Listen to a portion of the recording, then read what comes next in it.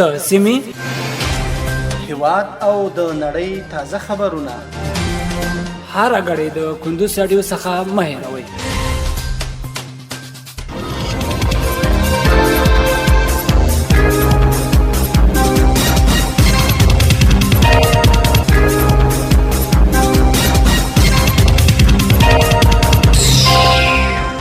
السلام علیکم. د کندوز رادیو درنو اوریدونکو ستړي مه شئ. پام واړم د کندوز رادیو څخه د دې ساعت تازه او مهمو وروستۍ خبرونو ته. نن سه شنبه د هود یا د کب میاشتې لومړی د 2023 میلادي کال د فبروري میاشتې 20 نیټې سره سمون لري. روانه خبرې ټولګه درته زه سیر احمد سایل وړاندې کوم، خو په سر کې هم د څو مهمو خبرونو سره ټیکي.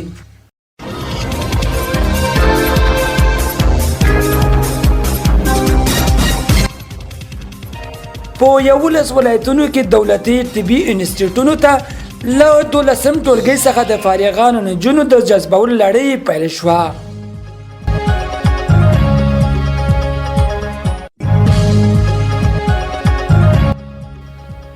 د بغلان بزګر ورېدلې واورې هیلهمن کړي.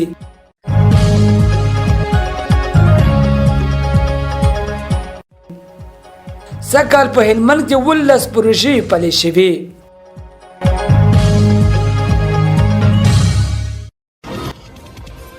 او تایوان سره نږدې سمندر او هوا کې د چینایي پوځ د تحریکاتو خبر ورکړل شوی دی. اوس هم بشپړه خبرونه.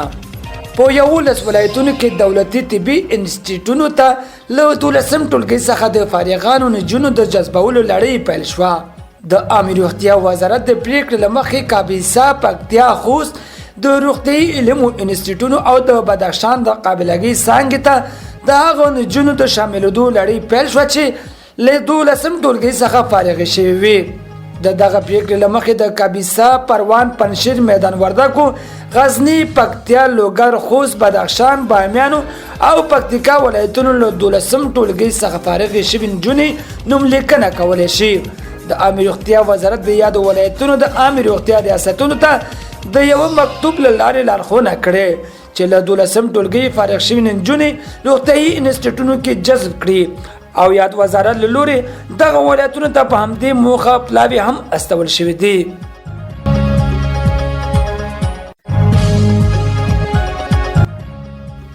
د بغلان بزګر ورېدلې واورې هیلهمن کړي.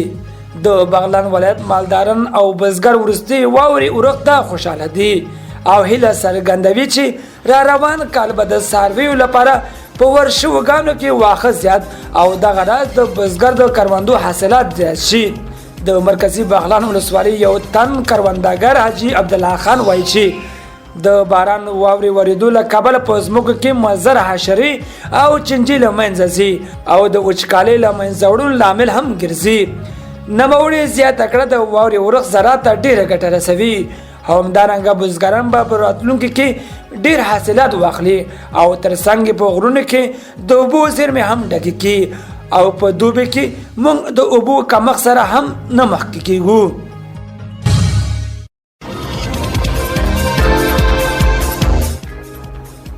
سږکال په هلمند کې 12 پروژې پلې شوې.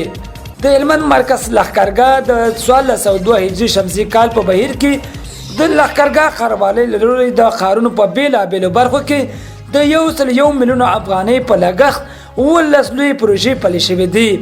په یاد پروژو کې د ښار د سړکونو، چوکونو، ګلدانونو، د شپنۍ څراغونو، پارکونو، عامه تشنابونو، د ښار د دننه دروازو لومړی فاز چارې او داسې نورې پروژې شامل دي. د یاد ولایت د لښکرګاه ښاروالۍ مطبوعاتي مدیر محمد طاهر ابشار رسنۍ ته وویل زموږ د 1402 کال د پلان شوي پروژې چارې 15 سلنه بشپړې شوي او تمه لرو چې د همدې کال په بشپړېدو سره به د نیمګړې پروژې چارې بشپړې شي.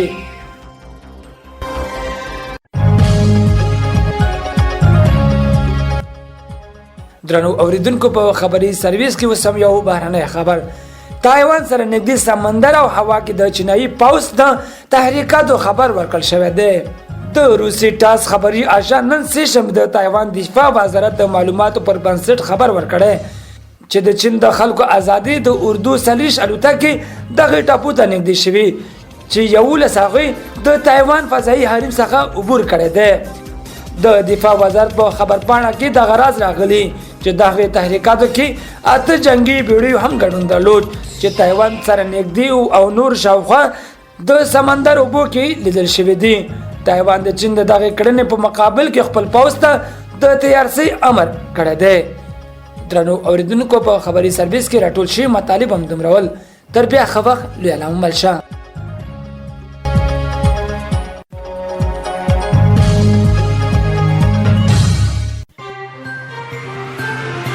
د سیمې هیواد او د نړۍ تازه خبرونه هر غړي د کندوز رادیو څخه مه هېروئ.